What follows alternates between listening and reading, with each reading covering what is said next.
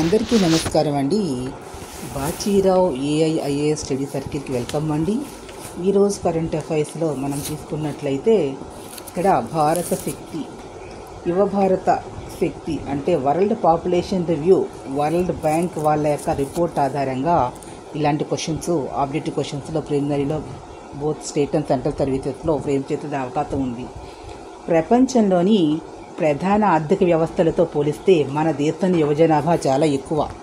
మన దేశంలో జనాభాలో పనిచేసేవారు అధికంగా ఉంటే కుటుంబాల్లో ఆర్జన సామర్థ్యం అనేది పెరుగుతుంది. ఇది వినియోగం తీరుతెన్నులపై సానుకూల ప్రభావం అనేది కూడా చూపుతూ ఉంది. పనిచేసేవారు ఎక్కువ ఉన్నట్లయితే వినియోగం పెరుగుతుంది. యువత ట్రెండ్స్ని బాగా ఆదరిస్తుంది కాబట్టి దేశీయంగా బ్రాండెడ్ ఉత్పత్తులు వ్యవస్థీకృత చిల్లర వర్తకానికి అని ఒక లాభం అనేది చేకూరుతోంది. యువశక్తిని కనుక మనం సద్వినియోగం చేసుకున్నట్లయితే 18-30 సంవత్సరాల వయసు వారు దేశాభివృద్ధి వేగవంతం అనేది జరుగుతుంది. 2023 నాటి గణాంకాలను బట్టి ఆయా దేశాల్లో జనాభా సగటు వయస్సు పనిచేసేవారి సంఖ్య తీసుకున్నట్లయితే ఇక్కడ ఇండియాలో సగటు వయసు 29.5 అయితే పనిచేసేవారు 68%. అంటే బ్రెజిల్లో 34.7% అయితే పనిచేసేవారు వయసు 69. అమెరికా 38.5 అనుకుంటే పనిచేసేవారు 65. చైనాలో 39.8 69. బ్రిటన్ 40.6 63. ఫ్రాన్స్ 42.4 61. జర్మనీ 45.7 63. ఈ సగటు వయసు పనిచేసేవారి శాతాన్ని అసెండింగ్ ఆర్డర్, డిసెండింగ్ ఆర్డర్లో తీసుకున్నట్లయితే సగటు వయస్సు అత్యధికంగా జర్మనీ 46.7 అయితే పనిచేసేవారు 63.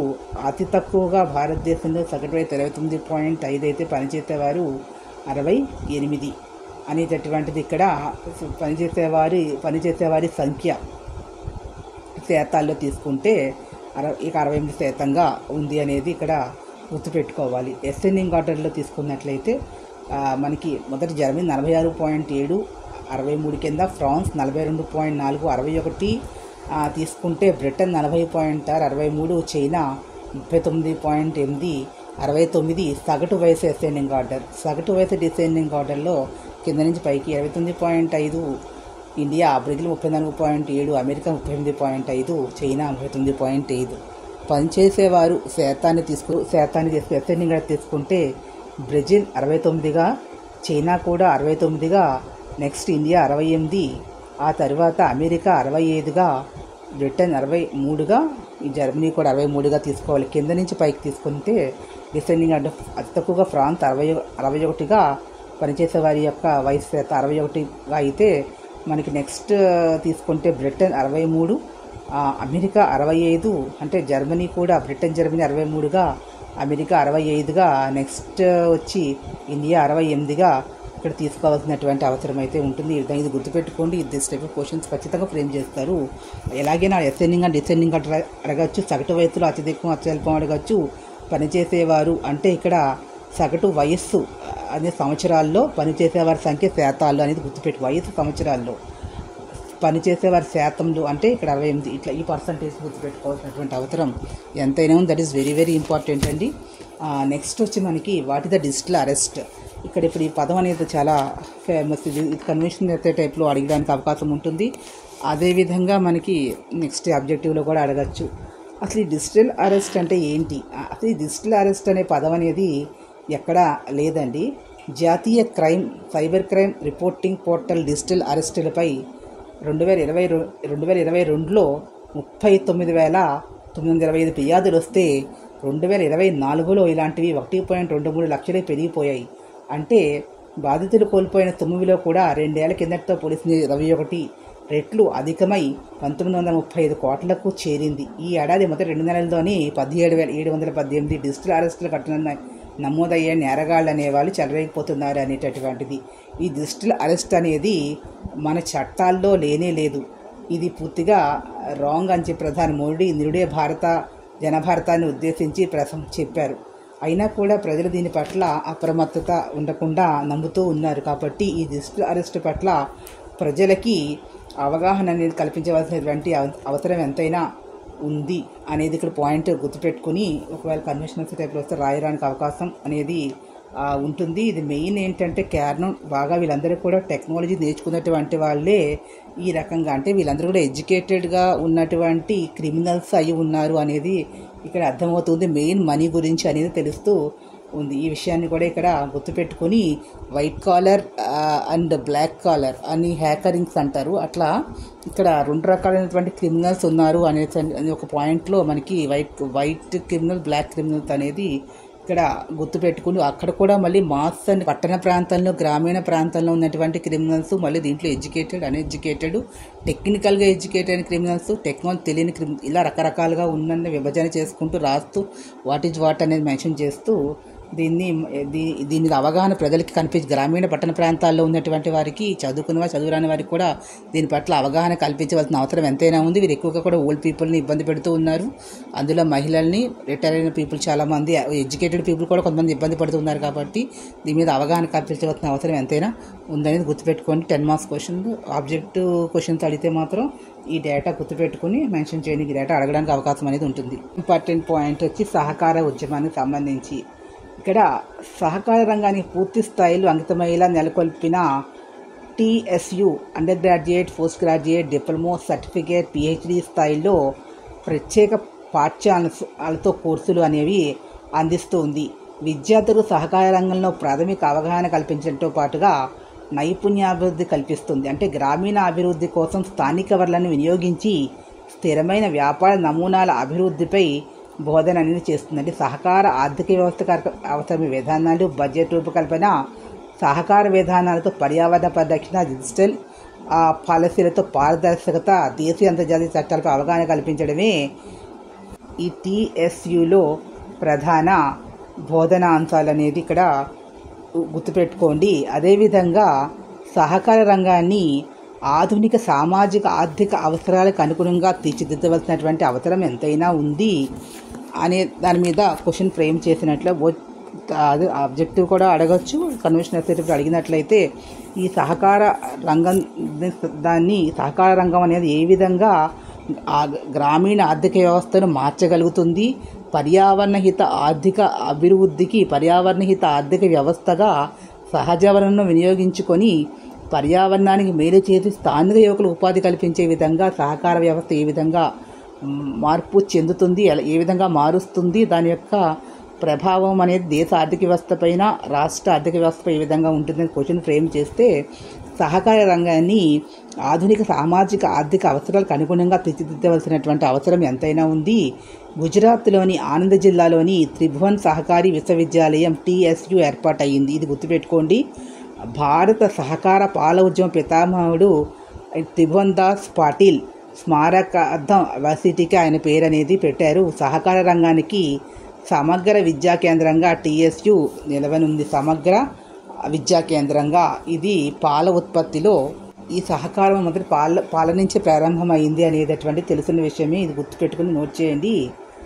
ఇక్కడ పరిశోధన కూడా ఇక్కడ ఉన్నది అని చెప్తున్నారు. ఇక్కడ ఏంటంటే సాంకేతిక పరిజ్ఞానము, ఆర్థిక సమతుల్యత, పర్యావరణ సంరక్షణ, సామాజిక న్యాయం, సమగ్ర అభివృద్ధికి ప్రాధాన్యం ఇస్తూ వికసిత్ భారత్ లక్ష్యాలను అనుగుణంగా సహకార రంగం అనేది ఉండాలి. అందుకు నవతరం అనేది, నాయకత్వం అనేది ఉండాలి అనేది ఇక్కడ అవసరం ఉంది. అంటే యువకులు ఈ రంగంలోకి రావాల్సినటువంటి అవసరం ఎంతైనా ఉంది. ఎందుకు అంటే వాళ్ళు స్థానికంగా టెక్నాలజీ కూడా ఇక్కడ మనం ఉపయోగించుకొని ముందరికి వెళ్ళవలసినటువంటి అవసరమైనది ఉంది. అదేవిధంగా వ్యవసాయ సహకార సమీక్షలు, పట్టణ సహకార బ్యాంకులు, పాలు, మత్స్య, గృహ, వాణిజ్య సహకార సంస్థల వంటి విభాగాల్లో సమస్య ఆధారిత పరిశోధనలు చేయవలసినటువంటి అవసరం ఉంది.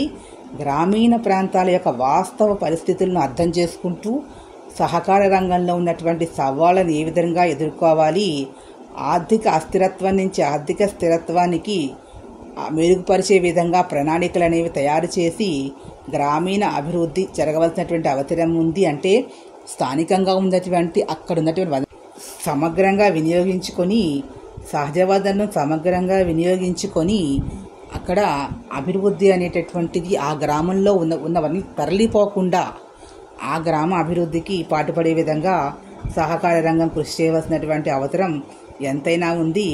ఆ విధంగా శిక్షణ ఇస్తూ ఆడిట్ ఖాతా సమగ్ర నిర్వహణతో పాటుగా డిజిటల్ రికార్డులను, ఈ గవర్నెన్స్, ఫిర్యాదుల పరిష్కారాలు, అదేవిధంగా పారదర్శకమైన పరిపాలన, న్యాయాంశాలు, అభివృద్ధి అంటి మీద అవగాహన అనేది కల్పించవలసినటువంటి అవసరం అనేది ఉంది. విద్యార్థులకు అదేవిధంగా పాలు, మత్స్య, వ్యవసాయ ఉత్పత్తులు, గ్రామీణ సేవలు, హస్తకళల వంటి రంగాల్లో కొత్త సహకార సంస్థ ప్రారంభించే విధంగా ప్రోత్సహించి దానికి తగినటువంటి శిక్షణ ఇవ్వాల్సినటువంటి అవసరం అనేది యూనివర్సిటీ మీద ఉంది. అదేవిధంగా ప్రోడక్ట్స్ మార్కెటింగ్ అనేటటువంటిది, అంటే ప్రొడక్షన్ ఎంత ఇంపార్టెంటో మార్కెటింగ్ అనేది కూడా అంతే ఇంపార్టెంట్.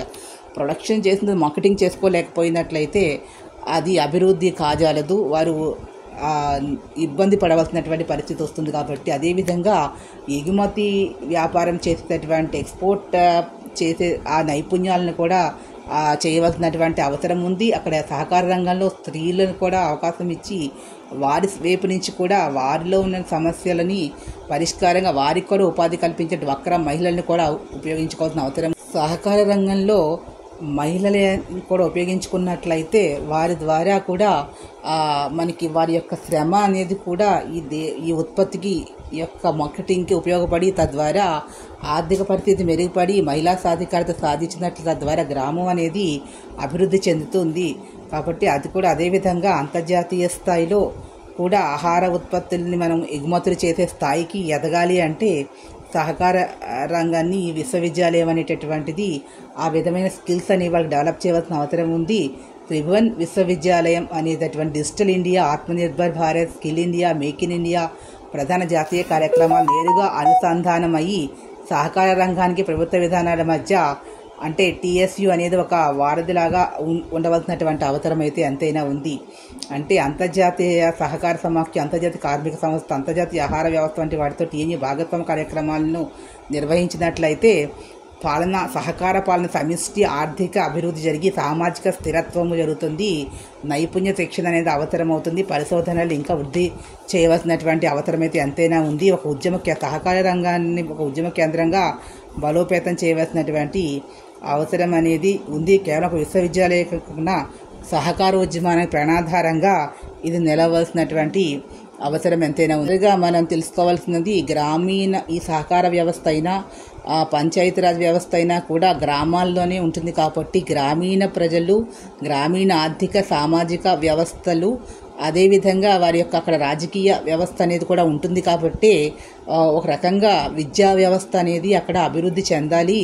ఎవరైతే లిటరసీ రేట్ ఉంటుందో, ఎడ్యుకేటెడ్ ఎవరైతే ఉన్నారో, చదువుకున్న వాళ్ళు, అప్పట్లో లిటరసీ అనేది అంటే అక్షరాస్యత శాతం అనేది తక్కువగా ఉన్న సమయంలో అన్ఎడ్యుకేటెడ్ అనే వాళ్ళు ఉండేవాళ్ళు. కాబట్టి ఇప్పుడు ఎడ్యుకేషన్ పెరిగింది కాబట్టి చదువుకున్న వాళ్ళని, మహిళలని ఇలాగా దీంట్లో బాగా టెక్నాలజీ తెలిసినటువంటి వాళ్ళు, న్యాయ నిపుణులని, మేనేజ్మెంట్ కెపాసిటీ ఉన్న వాళ్ళని, ఇలా మార్కెటింగ్ తెలుసున్న వాళ్ళు, ఇలా ఆయా రంగాల అనుభవం ఉన్న వాళ్ళందరినీ కూడా అందులో మెంబర్స్గా, డైరెక్టర్స్గా పెట్టినట్లయితే ఆ స్థానిక వనరులను ఏ విధంగా వాడుకోవాలి, న్యాచురల్ రిసోర్సెస్ తరలిపోకుండా వాడుకుని ఆ ప్రాంతాన్ని అభివృద్ధి చేసుకొని అక్కడ ఉన్నటువంటి వారు అక్కడ ఉన్నటువంటి ప్రజలు ఎవరైతే ఉంటారో వారు ఉద్యోగం కోసమైనా గ్రామాన్ని వదిలిపెట్టి, రాష్ట్రాన్ని వదిలిపెట్టి వెళ్ళిపోకుండా అక్కడే ఉంటూ వారి యొక్క నాలెడ్జ్ని అక్కడే ఉపయోగించుకొని వారి అభివృద్ధికి, తద్వారా జిల్లా రాష్ట్ర అభివృద్ధికి పాటుపడే విధంగా వాళ్ళని ఎంకరేజ్ చేయవలసినటువంటి అవసరం అనేది ఎంతైనా ఉంది అనేది ఇక్కడ గుర్తుపెట్టుకొని రాజకీయ జోక్యం చాలా వరకు తగ్గినట్లయితే, కేవలము ఎడ్యుకేటెడ్ వాళ్ళకి అవకాశం ఇచ్చినట్లయితే ఈ వ్యవస్థ అనేది